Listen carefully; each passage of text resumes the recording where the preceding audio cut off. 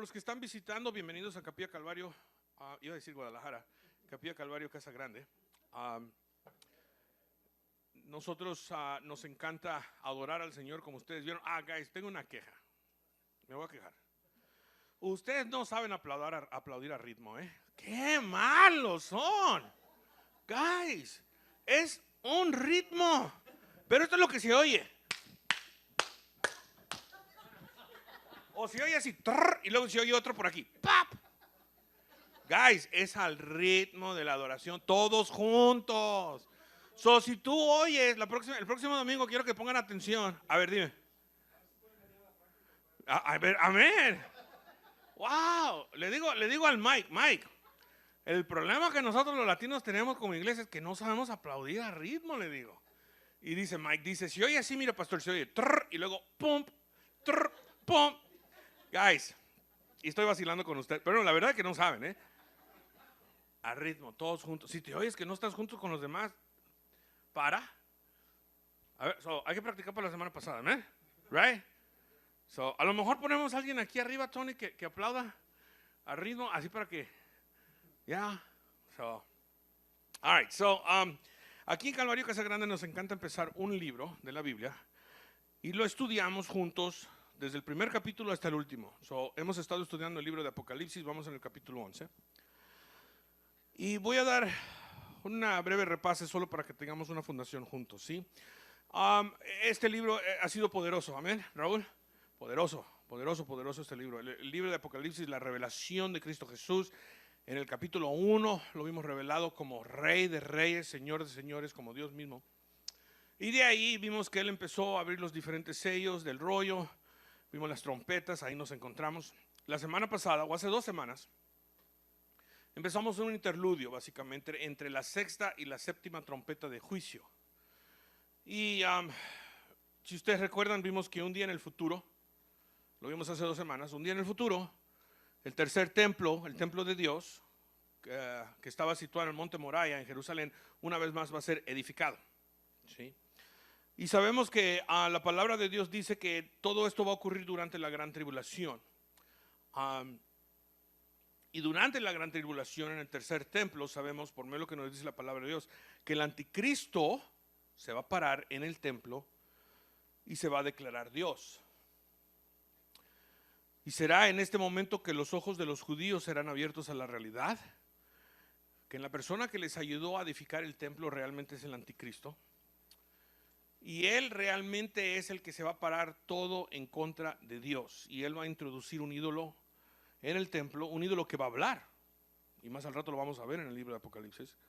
Este evento es llamado la desolación desoladora. Durante este tiempo Israel va a estar bajo una grande persecución, ya que el plan del anticristo siempre ha sido destruir, eliminar, remover de la faz de la tierra al pueblo de Israel. También se nos describe que durante la tribulación, un tiempo donde los gentiles van a hollar la santa ciudad, va a haber caos, ¿no? Y después vimos la semana pasada que Dios va a mandar 2 testigos, los 2 olivos, 2 profetas, empoderados por el Espíritu Santo con tremendos poderes, ¿recuerdan? El poder de parar la lluvia por todo el tiempo que ellos quieran, el poder de traer cualquier plaga sobre la tierra, y tenían el poder de echar fuego de su boca. Si alguien se venía en su contra, los quería herir, ellos los herían con el fuego que salía de su boca. Pero 3 años y medio después de que comienza el ministerio de los 2 testigos, ¿qué vimos? Que la bestia del pozo del abismo vino, hizo guerra contra ellos y los mató. Y no permitió que entierren sus cuerpos. ¿Por qué? Todo para infundir terror. Para que todo el mundo vea lo que le pasa a los que se atreven a ponerse en la contra de la bestia. Pero hubo un gran pero, ¿verdad? Hubo un gran pero. Después de 3 días y medio, vimos que Dios les regresó el aliento de vida. Los 2 profetas se pararon, oyeron una voz del cielo que decía, suban acá, y ellos subieron al cielo en una nube. Y todo el mundo lo vio. Y a ellos les entró terror. En ese momento hubo un gran terremoto y más de 7,000 personas van a morir en la santa ciudad. Ahí es donde nos quedamos. Vamos a orar, guys, y vamos a ver lo que Dios tiene hoy para nosotros. ¿Por qué no me acompañan? Padre, venimos una vez más a tu presencia, dándote gracias, Señor, por lo bueno que tú eres, Padre. Nos encanta adorar, levantar nuestras voces, Padre, porque sabemos, Padre, que para ti es algo hermoso, Señor. Pero ahora venimos a sentarnos a tus pies, mi Señor. Queremos aprender de ti. ¿Qué es lo que tú tienes hoy para nosotros? Espíritu Santo, pedimos que tú tomes control de este estudio, de tu servicio, Señor. Para que tú nos alimentes, Padre, pedimos que abras nuestras mentes, nuestros corazones, nuestro entendimiento para recibir lo que tú tienes personalmente para cada uno de nosotros. Yo te pido, Señor, que tú le hables a tu pueblo personalmente esta tarde. Gracias te damos, Padre, por lo que vas a hacer. En nombre de Cristo Jesús, su pueblo dice amén. Amén. Empezando con el verso 14 de Apocalipsis 11. Leemos, el segundo ay pasó, he aquí el tercer ay viene pronto. El séptimo ángel tocó la trompeta. Y hubo grandes voces en el cielo que decían, los reinos del mundo han venido a ser de nuestro Señor y de su Cristo. Y Él reinará por los siglos de los siglos. Y los 24 ancianos que estaban sentados delante de Dios en sus tronos se postraron sobre sus rostros y adoraron a Dios, diciendo, te damos gracias, Señor Dios Todopoderoso, el que eres y que eras y que has de venir, porque has tomado tu gran poder y has reinado. Y se airaron las naciones y tu ira ha venido y el tiempo de juzgar a los muertos y de dar el galardón a tus siervos los profetas, a los santos y a los que temen tu nombre, a los pequeños, a los grandes, y de destruir a los que destruyen la tierra. Y el templo de Dios fue abierto en el cielo y el arca de su pacto se veía en el templo y hubo relámpagos, voces, truenos, un terremoto y grande granizo. Así que el interludio que encontramos, guys, entre la sexta y séptima trompeta, obviamente como vemos ya terminó. Y ahora regresamos a la orden de los juicios de las trompetas. Y si ustedes recuerdan, ¿qué pasó cuando Jesús abrió el séptimo sello? Exacto, hubo un silencio tremendo en el cielo. Ustedes son muy buenos estudiantes, correcto. Hubo un profundo silencio en el cielo. Pero ahora vemos que cuando suena la séptima trompeta en el versículo 15, se inicia una tremenda celebración de alegría. ¿Correcto? Y la razón es que ya que no puede haber una más grande proclamación, más gloriosa que esta. Los reinos del mundo han venido a ser de nuestro Señor y de su Cristo, y Él reinará por los siglos de los siglos. En el fin, básicamente, familia, de una manera todavía no ha llegado. Pero esta declaración es una de lo que viene, de lo que hemos estado viendo, de la verdad, de lo que va a suceder al fin. Miremos lo que pasa después en el versículo 16. Y los 24 ancianos que estaban sentados delante de Dios en sus tronos se postraron sobre sus rostros. ¿Y qué hicieron? Adoraron a Dios. Y le dijeron, te damos gracias, Señor Todopoderoso, el que eres y que eras y que has de venir, porque has tomado tu gran poder y has reinado, y se araron las naciones y tu ira ha venido. Y el tiempo de juzgar a los muertos y de dar galardón a tus siervos los profetas, a los santos y a los que temen tu nombre, los pequeños, los grandes, y de destruir a los que destruyen la tierra. Vemos a los 24 ancianos aquí una vez más, y ellos se postran y adoran al Señor y le dan gracias. Y esta acción de gracias que vemos a estos 24 ancianos hacer es para agradecer a Dios que la hora de que ha llegado, guys, la hora de su juicio. Hemos estado viendo los juicios de Dios, los sellos, las trompetas, y la séptima trompeta anuncia que ha llegado el tiempo del juicio de Dios y de su reinado, y de todo lo que va a suceder después ha llegado. Sino todo lo que queda para suceder, para traer el fin, se ha puesto en acción permanentemente. El mundo, las naciones rechazaron a Dios, lo hemos visto, ¿correcto? Lo hemos visto. El mundo y las naciones rechazaron a Dios. No se querían someter a Él. Dios mandó sus 2 testigos, Dios mandó sus 2 profetas y los mandó con poder. ¿Cuántos dicen amén? Lo vimos la semana pasada, los mandó con poder. Con el poder del Espíritu Santo. Dios hizo esto para demostrar que ellos venían en otras palabras, no había excusa. Tú ves a alguien decirle al cielo que se detenga la lluvia y se está lloviendo y se detiene la lluvia, tú dices, ok, algo está pasando aquí. Tú ves a alguien llamar una plaga, decir que vengan pulgas sobre todos y vienen las pulgas, tú dices, wow, esto es sobrenatural, ¿correcto? Sobrenatural. No había excusa. Dios mandó a estos dos profetas con poder. No había excusa. Y los mandó el Señor, guys, para llamar al mundo, a las naciones, al arrepentimiento. Es porque eso es lo que hace Dios. ¿Cuántos dicen amén? El Señor nos llama ¿a qué? Arrepentimiento. ¿Están seguros? Porque hay muchos lugares que dicen que Dios llama a las riquezas. Ven y siembra tu semilla para que seas rico. ¿Están seguros? Ven para que ya no tengas problemas. Ven para que ya no tengas enfermedades. No, el Señor llama al arrepentimiento. Pero los rechazaron, correcto, los dos profetas, lo vimos la semana pasada. De hecho, no solo los rechazaron, los mataron. Así como casi todos los profetas de Dios han sido rechazados y matados. Vemos a través de la palabra de Dios que los profetas de Dios siempre han sido rechazados y matados. Lo vemos con Cristo Jesús. Cristo Jesús vino con el poder del Espíritu Santo como nunca en la historia del mundo, familia. Como nunca en la historia del mundo. Los cojos caminaban, los ciegos veían, los sordos oían, los mudos hablaban, los muertos resucitaban. ¿Y qué hicieron con él? Lo crucificaron. Lo mataron, lo rechazaron. ¿Por qué? Te voy a decir por qué, familia. Porque ves, el mundo viene y dice sí a la religión. El mundo no tiene problema con la religión.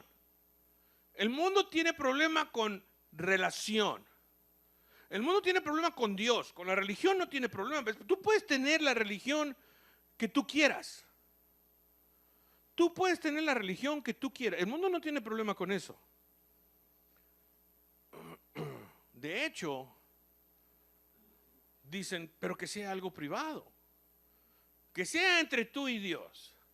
No lo tienes que estar proclamando y declarando a todo el mundo. Que sea algo privado entre tú y el poder alto que tú desees. En lo que tú quieras creer. Eso no nos importa. Pero, y aquí está el gran pero.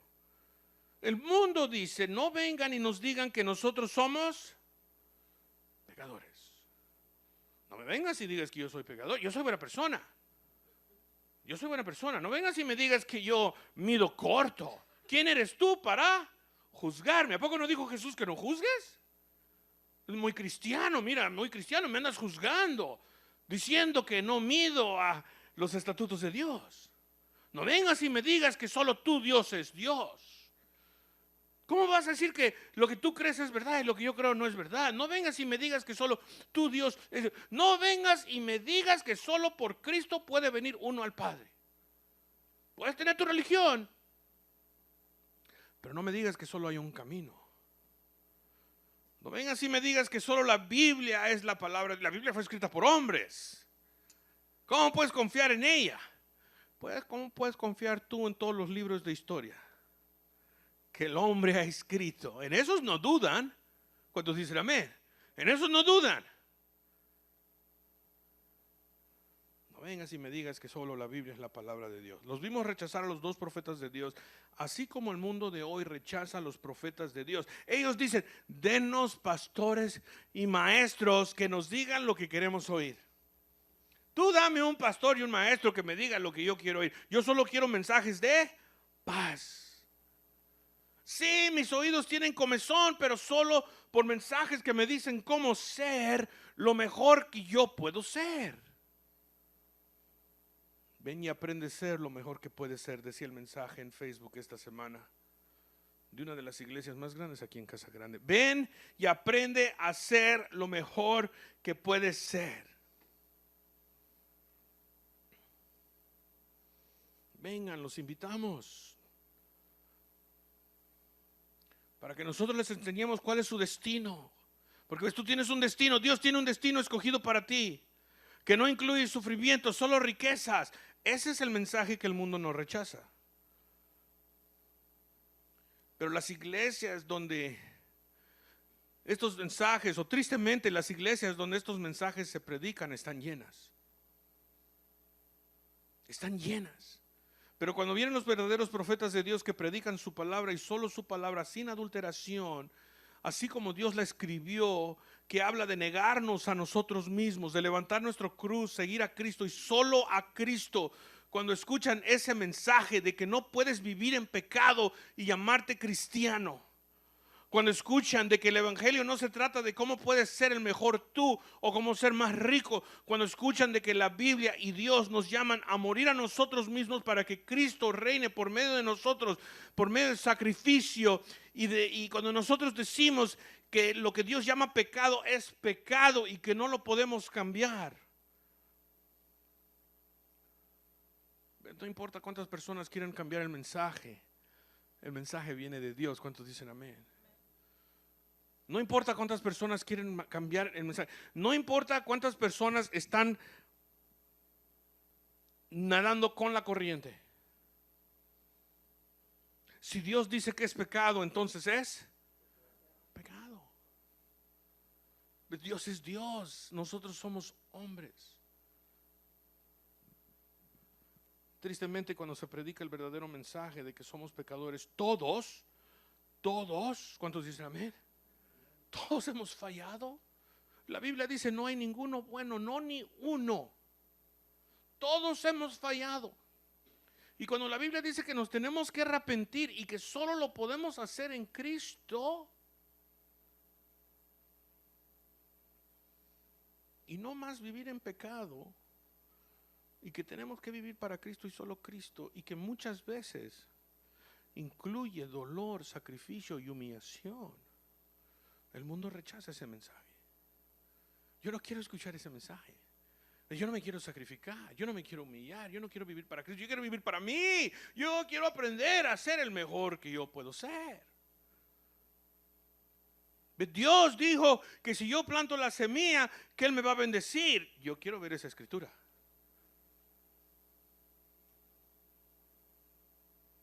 El mundo rechaza ese mensaje.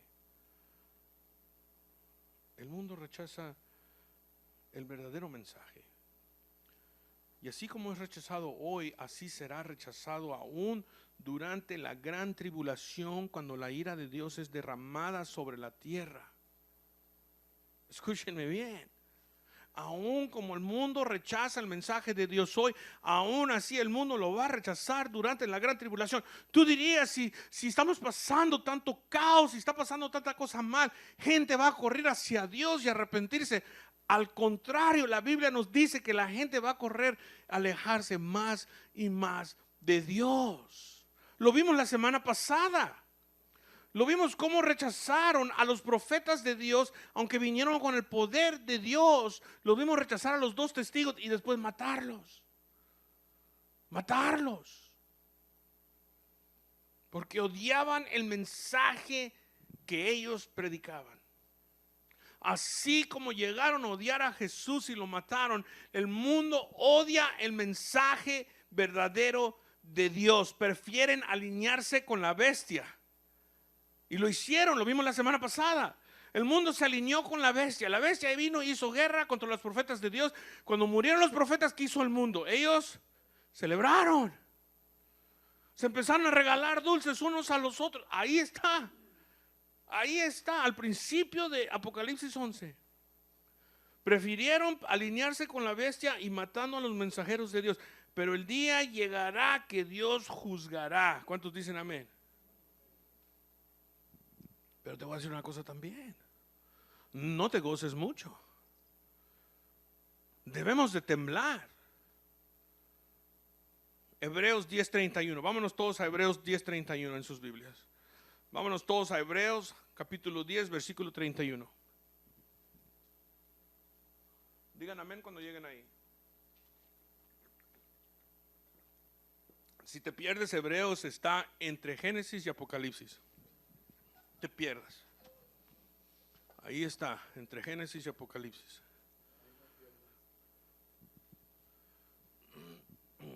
¿Ya llegaron ahí?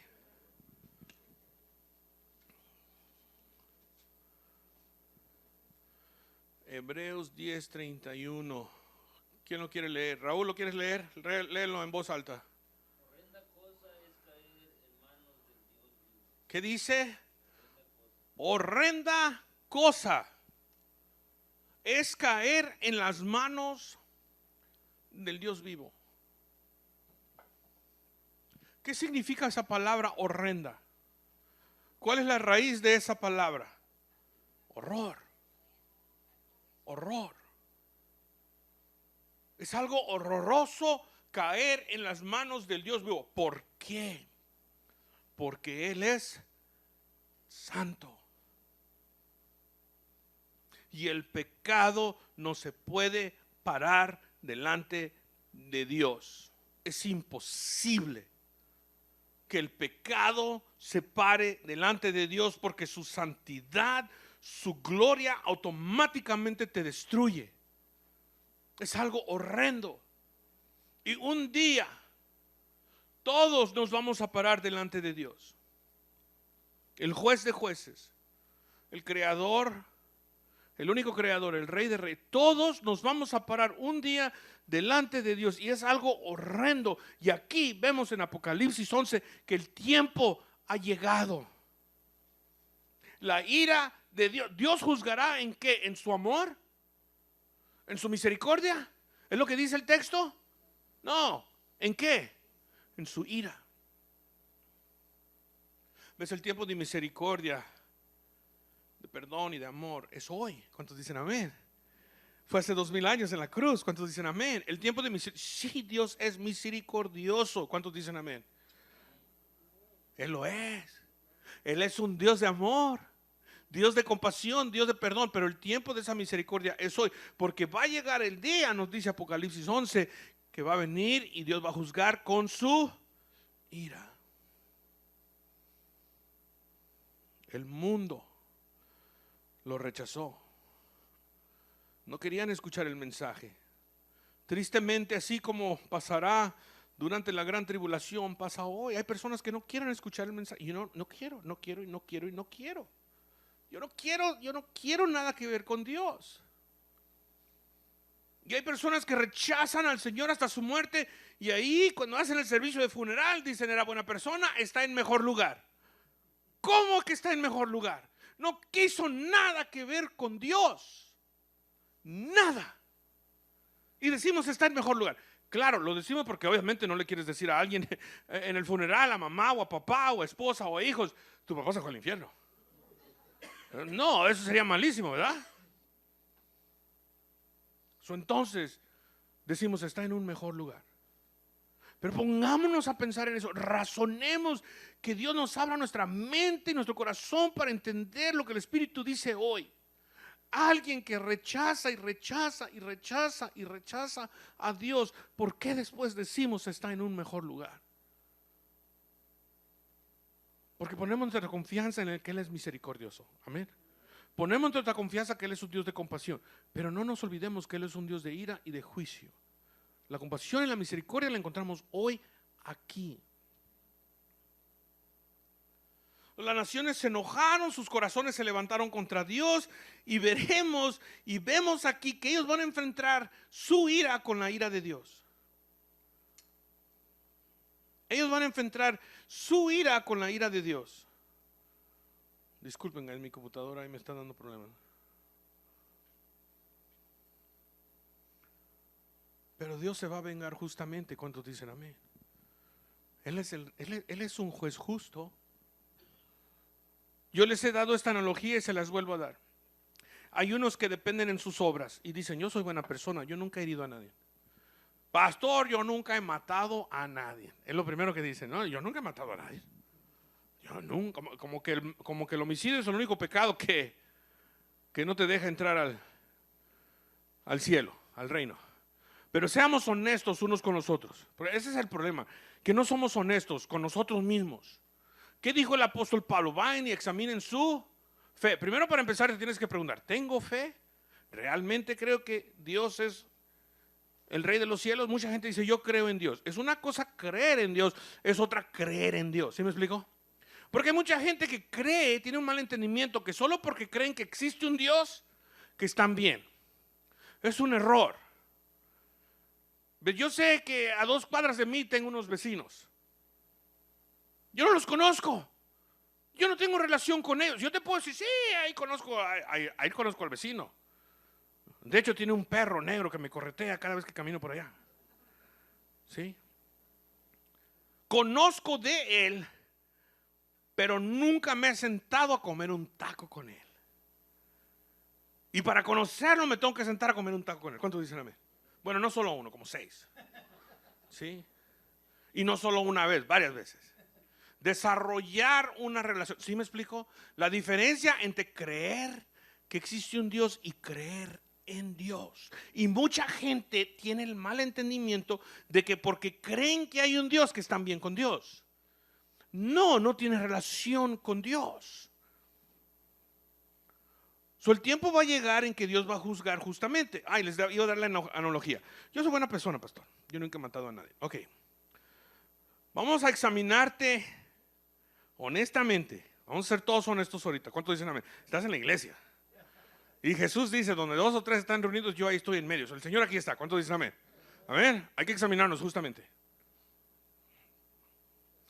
¿Quién de aquí nunca ha dicho una mentira? A ver, quiero ver la mano. Bola de mentirosos vienen a la iglesia. Uno nomás. Wow, yo me junto con puros mentirosos. Varones, no alcen la mano porque se van a culpar aquí.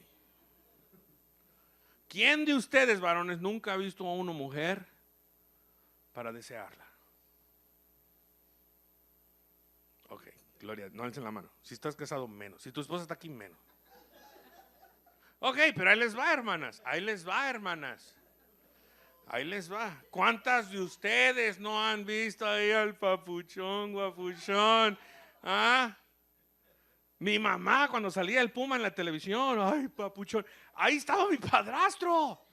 Ahí estaba, ay, qué guapo, qué papuchón. Y ahí estaba mi padrastro. El Puma con su cabellote ahí, ¿se acuerdan de él? Y a mi mamá le gustaba el Puma. Ok, ¿cuántas de ustedes nunca han visto ahí un guapuchón? ¿Ah? ¿Verdad que ustedes también son culpables? Pero pastor, yo nunca he matado a nadie. Bueno, ok, ahí te va. ¿Qué dijo Jesús? Porque ves, cuando la ley dice no mates a nadie, muchos de nosotros podemos tomar esa ley y aplicarla. Pero Jesús dice, la ley va más profundo que eso. La ley va al corazón. La ley es de revelarte el corazón. Jesús dice, ¿has llamado alguna vez a alguien estúpido? ¿Has hablado mal detrás de las espaldas de alguien? Jesús dice, has cometido homicidio de carácter. Es lo mismo que matar. Todos ustedes que no son homicidios, Jesús nos condena. ¿Sí me explico? A ver, de todo lo que yo he dicho, ¿algún inocente aquí? Perfecto. Entonces tú vienes al trono de Dios el día de juicio y vas a venir a la presencia de Dios como un mentiroso, lujurioso, matón. ¿Qué va a decir Dios? Ah, sí, entra, pásale. Somos culpables. Pero el mensaje de Dios es este: yo mandé a mi hijo Jesús para morir y castigarlo a él para pagar por tus pecados. ¿Cuánto dicen amén? Amén. Ese es el mensaje del evangelio. Es bien, bien simple. Es bien, bien simple el mensaje. Yo lo mandé a él, lo castigué a él, derramé mi ira sobre él, lo aplasté, lo machaqué, lo golpeé. Toda mi ira derramé sobre él, tanto al punto que Jesús creyó que el Padre lo había abandonado. Tan horrible fue el castigo de Dios que Jesús creyó que Dios lo había abandonado. Padre, no me abandones, dijo Jesús. Era tan horrible el castigo de Dios. Pero ves, Dios hizo eso para que tú seas justificado por el castigo que Jesús recibió por ti. ¿Ves? Tus pecados han sido pagados. Pero, y aquí está el pero, solo si tú aceptas el pago de Cristo en la cruz. Y es tan fácil como decir, Señor, yo soy pecador. Pastor, yo ya me enseñó que soy mentiroso, matón, lujurioso, deseoso, y Señor, perdóname y lávame con la sangre de Cristo. Lo acepto como Señor y Salvador. Y la palabra de Dios dice que si tú confiesas a Jesús como Señor y Salvador, que somos salvos. ¿Es tan difícil el mensaje? Pero tristemente el mundo odia ese mensaje, porque cuando tú recibes a Jesús te tienes que humillar y decir: sí, soy un pecador. Reconocer. Y el mundo no lo quiere reconocer. Pero el día va a llegar que Él va a juzgar justamente de sus enemigos y de los enemigos de su pueblo. Y va a recompensar, guys, miren esto, con tribulación a los que han atribulado. Pero también leímos que va a ser un hermoso tiempo de recompensa. ¿Cuántos dicen amén? Va a haber galardón para sus siervos fieles. Va a haber un galardón donde vamos a recibir. Yo honestamente, preparando el estudio, yo dije: Señor, mira, Señor, yo con solo llegar a tu presencia y estar en tu presencia, para mí ese es suficiente. ¿Cuántos dicen amén? Es la verdad. Es la verdad. Yo solo quiero estar en su presencia por el resto de la eternidad, y Cristo me lo promete. Amén.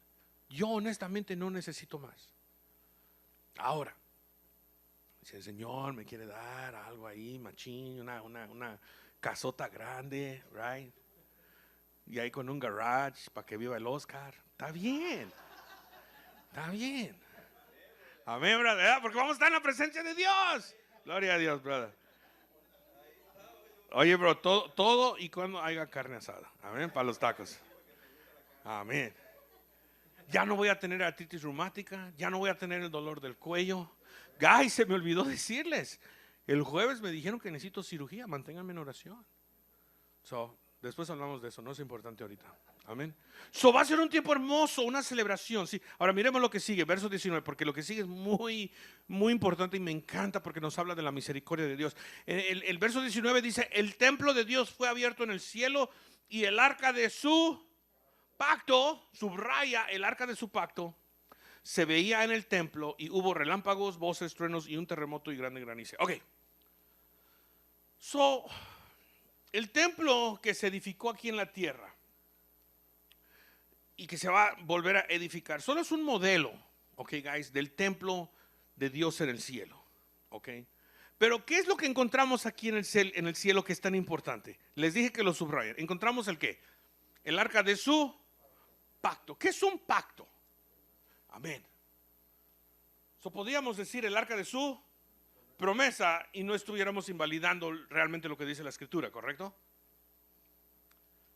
¿Qué era el arca, guys? Para empezar, el arca era la representación o el símbolo físico del pacto o de la promesa que Dios hizo con su pueblo, ¿correcto? ¿Estamos de acuerdo ahí? El arca era la representación o el símbolo físico del pacto que Dios hizo con su pueblo. En otras palabras, el arca ahí estaba. Si alguien lo podía ver, que solo era el sumo sacerdote, pero ahí estaba. Eso recordaba a Israel del pacto que hizo Dios con ellos. No el pacto que ellos hicieron con Dios, sino el pacto que Dios hizo con ellos. Y es muy importante. Más, el arca era la representación de que Dios estaba con su pueblo. Y en sus principios, si ustedes recuerdan, Israel como nación llevaba el arca a las batallas y siempre tenían victoria, ¿correcto? Pero también presagia seguridad y peligro. Seguridad de que Dios es para su pueblo. ¿Cuántos dicen amén? Dios es para su pueblo. Pero también, si no se respetaba, ¿sí? Si no se respetaba, las personas a su alrededor morían, ¿correcto?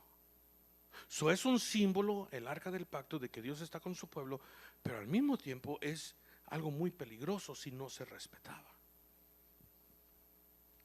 Y el hecho que vemos el arca del pacto de Dios en el cielo es algo que nos debe de confortar a todos, ya que nos dice que Dios siempre está para su pueblo. ¿Cuántos dicen amén? ¿Cuántos de ustedes saben que Dios es para ti y no contra ti? Amén. Dios es para ti. Ahora en los tiempos difíciles, ¿no? ¿Qué dice Romanos 8:28? Todo sirve para bien. ¿Por qué? Porque Dios es para ti. ¿Correcto? Dios no está en contra de ti. Pero quiero que recuerden esto, y aquí vamos a cerrar. Primero me encanta. el arca del pacto no solo era una representación de que Dios estaba con su pueblo, pero era también el lugar donde Dios se revelaba a su pueblo. ¿Correcto? ¿Recuerdan ustedes que el arca se protegía y se mantenía detrás de una cortina grande? ¿Recuerdan cuando Jesús murió que la cortina se rompió de abajo hacia arriba? Esa cortina era lo que dividía el templo de lo que se llamaba el lugar más santo. Ahí es donde se guardaba el arca, donde solo podía entrar el sumo sacerdote y solo el sumo sacerdote una vez al año, y tenía que entrar ¿con qué? Ok, amarrado, pero ¿con qué entraba? Con sangre. ¿Podía acercarse el sumo sacerdote al arca del pacto sin sangre? No. Y la hermana dice que entraba amarrado. Es cierto. Le ponían una soga a su caderas, cintura. Unas sonajas también. Tenía en su vestido, su manto, tenía las, ¿cómo se dice? Pomegranates, granadas. ¿Recuerdan? Que adornaban, eran campanas. ¿Por qué? Porque si el sumo sacerdote entraba al lugar más alto, y aunque entraba con sangre, pero si él tenía un pecado escondido, ¿tú puedes esconder tu pecado con Dios? ¿Qué le pasaba al sumo sacerdote? Paz. Ahí quedaba. Y entonces las campanitas ya no se oían. Hey Juan, ¿oye las campanas del sumo? No, a ver, jale la soga, a ver si. Pa, pa. Le haces así y luego sientes el jalón. Ok, sigue vivo. A lo mejor estaba prendiendo una vela, quién sabe. Pero si de repente el sumo sacerdote entraba y tenía pecado, ahí caía, ya no se oían las campanitas, los asistentes le jalaban y no sentían el jalón para atrás, a sacar al sumo sacerdote muerto. Ahora, leí este comentario ayer, me dio risa. ¿Ustedes creen que el sumo sacerdote esperaba con mucho interés cada año entrar al lugar más santo? ¿Están seguros? ¿Ustedes creen, ay, ya se acerca el día, gloria a Dios, voy a ir a ver al Señor? No, porque horrenda cosa es caer en las manos del Dios vivo. Y ellos lo sabían. El arca representaba la presencia de Dios, pero, y aquí está el pero, y esto es lo que yo quiero que ustedes agarren, porque el arca del pacto de Dios tenía otra representación que yo creo que muchas veces se nos olvida. Porque sabemos que representaba su presencia, sabemos que representaba su protección, pero hay algo que se nos olvida, que el arca del pacto representaba, listo, si estás tomando notas, escríbelo, la misericordia de Dios. El arca del pacto representaba la misericordia de Dios. Y vemos ahora el arca del pacto de Dios, lo vemos en el cielo, recordando a todos de su misericordia. Y yo lo que te quiero decir hoy es esto, que si tú deseas acercarte a Dios y buscar misericordia, lo vas a encontrar. Mira, hay una historia que Jesús contó de dos hombres que entraron al templo. Uno era un fariseo. El fariseo era un hombre religioso, se creía que sus chicharrones son los únicos que tronaban y que él no cometía pecado y que cuando él iba al baño olía a rosas. ¿Ok? Y él viene y le dice al Señor, y había otro señor ahí que era igual que tuyo, pecador. Me que era abogado. O a lo mejor era cobrador de impuestos, uno de los dos. ¿Quién sabe? Y viene el fariseo y le dice al Señor, Señor, te doy gracias, porque eres bueno conmigo. Y yo vengo, Señor, y te doy esto y hago esto, Señor. Y lo mejor de todo, Señor, que no me creaste como ese pecador que está ahí. Así le dijo al Señor, guys. Lo mejor de todo es que no me creaste como.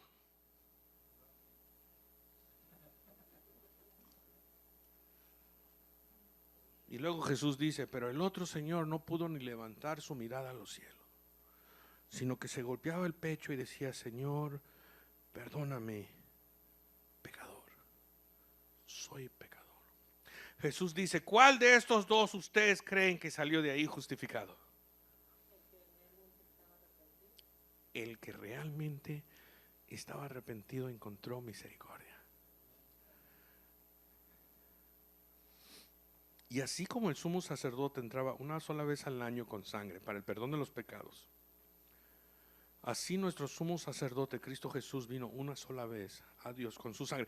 Cuando entraba el sumo sacerdote, guys, con la sangre al lugar más santo, ¿dónde creen que la rociaba?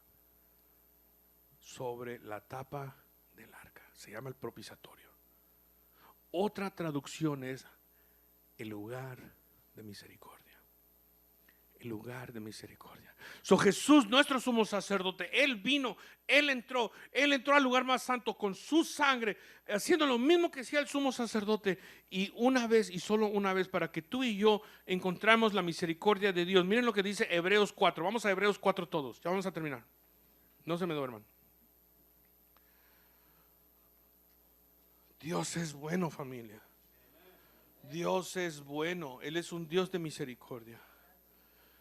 Él nos ama tantos, dice la palabra de Dios, que Él dio a su Hijo unigénito para que todo aquel que crea tenga vida eterna y no se pierda.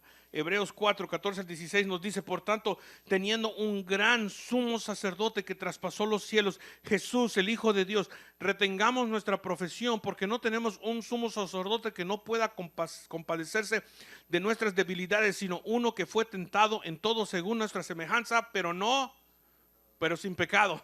¿Qué está diciendo ahí? Jesús, cuando vino a la tierra todo hombre, y todo que se vino en contra de él, lo mismo que tú y yo experimentamos, pero él no pecó, ¿verdad? Luego dice verso 16: acerquémonos pues confiadamente al trono de la gracia para alcanzar ¿qué?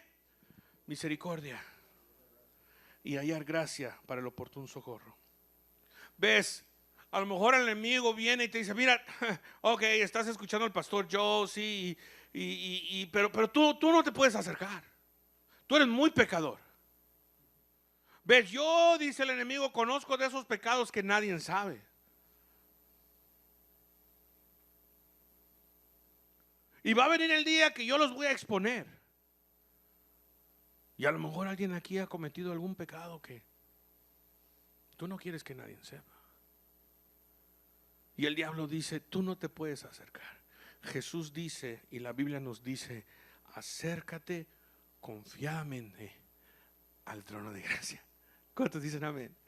Puedes acercarte confiadamente al trono de gracia. Y si lo haces, ¿qué vas a encontrar? Misericordia y gracia para el oportuno socorro. Porque ves, tu relación con Dios no depende de ti, de lo que tú puedes hacer. Tu relación con Dios depende en lo que Él hizo en la cruz. Él dijo: consumado es. Yo ya lo cumplí todo. Aquí en la cruz Él lo cumplió todo. No depende de ti. Si dependiera de ti, Dios nunca hubiera mandado a su Hijo. Pero Dios te ama tanto que Él dio a su Hijo unigénito, para que si tú crees en Él, tendrás vida eterna y no te perderás. No hay ningún pecado que Él no puede perdonar. No lo hay. No importa. No importa si es algo que te ha avergonzado y que tú no puedes confesar. Tú se lo puedes confesar a Él. Él es el único que lo tiene que escuchar. ¿Cuántos dicen amén? Yo no lo tengo que escuchar. Tu vecino no lo tiene que escuchar. Tú dices: pastores, pero yo he cometido algo tan horrible que ni se lo puedo comentar a mi esposa. Pasó antes de que yo la conocí. Yo ni a ella se lo puedo. Está bien, Dios no está diciendo: ve y dile a tu esposa. De hecho, a lo mejor es mejor que ella ni lo sepa. Yo no sé. Yo, si le digo a mí me pegan, yo por eso les digo. A mí me pega aquí en la cabeza, porque luego dice: para que tu cabello cubra y no se vean los moretes. Por eso no, ustedes no se dan cuenta, pero yo soy un hombre golpeado, atribulado. No se crean, no me pega cuando está despierta. Pero a lo mejor tú dices: pastor, usted no sabe, pero yo he cometido algo tan horrible. Es imposible que Dios me perdone. No lo es. No lo es. Pastor, yo maté a alguien. Nadie lo sabe. Pastor, yo maté a alguien. no es posible que Dios me salve. Bueno, hay una historia de un hombre que se llama Moisés. Y un día Moisés vio a dos judíos peleándose, ¿sí? Bueno, antes de eso vio a un egipcio pegando a un hebreo. ¿Y qué hizo Moisés? Fue y lo mató. Y él quiso esconder su pecado, ¿correcto? Él quiso esconder su pecado. Y fue y lo enterró. Pero Moisés era malo para enterrar, porque dejó el dedo gordo de su pie así afuera de la arena. Como que estaba pidiendo raite. Exacto, como que estaba pidiendo raite. Moisés era malísimo para esconder en la arena y dejó el dedo gordo como estaba pidiendo raite. Ay, Dios mío. Gracias, Señor. Gracias. Entonces descubrieron el egipcio ahí, ¿no? Y Moisés todavía pensaba que nadie sabía que era él. Pero el próximo día se estaban peleando dos hebreos y Moisés viene y dice: hey, Raúl, Miguel, no se estén peleando, ustedes son hermanos. Y se voltea a Raúl y dice: ¿qué? ¿Me vas a matar como mataste al egipcio? Moisés huyó. Pero Dios lo perdonó y lo usó. No hay pecado que Dios no puede perdonar. Solo hay uno. Disculpen, dije algo incorrecto. Hay un pecado que Dios no puede perdonar. Se llama el rechazo del Espíritu Santo.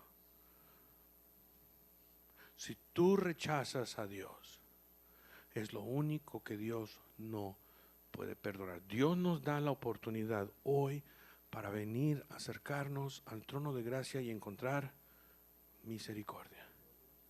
Y Dios ha dejado su arca en el cielo para recordarnos de su misericordia. Hoy es el día de salvación. Acércate, encuentra salvación. No hay nada que Dios no puede perdonar sin excepción o solo un pecado. Es el rechazo. No lo rechaces. Él derramó todo su castigo en su Hijo y lo castigó tan horrible, como les dije, que Jesús pensó que Dios lo había abandonado. Padre, me has abandonado. Era tan horrible, pero Él lo hizo para castigar a Él y derramar su ira en Él, para que tú y yo tengamos perdón y encontremos misericordia. Y es tan fácil como solo venir, y como aquel hombre, no tienes ni que alzar los ojos al cielo. Si no puedes porque estás tan avergonzado por lo que hiciste, ni puedes alzar la mirada al cielo. Padre, perdóname, ten misericordia de mí. Soy pecador, soy pecadora, y yo te prometo, porque la Biblia lo dice, que en ese día tú encuentras el perdón. Y la Biblia dice que Dios te hace una nueva creación. Es el único mensaje que importa. Es el único mensaje que importa. Nada más importa. Dios hoy te está llamando. Ven al trono de gracia y encuentra misericordia.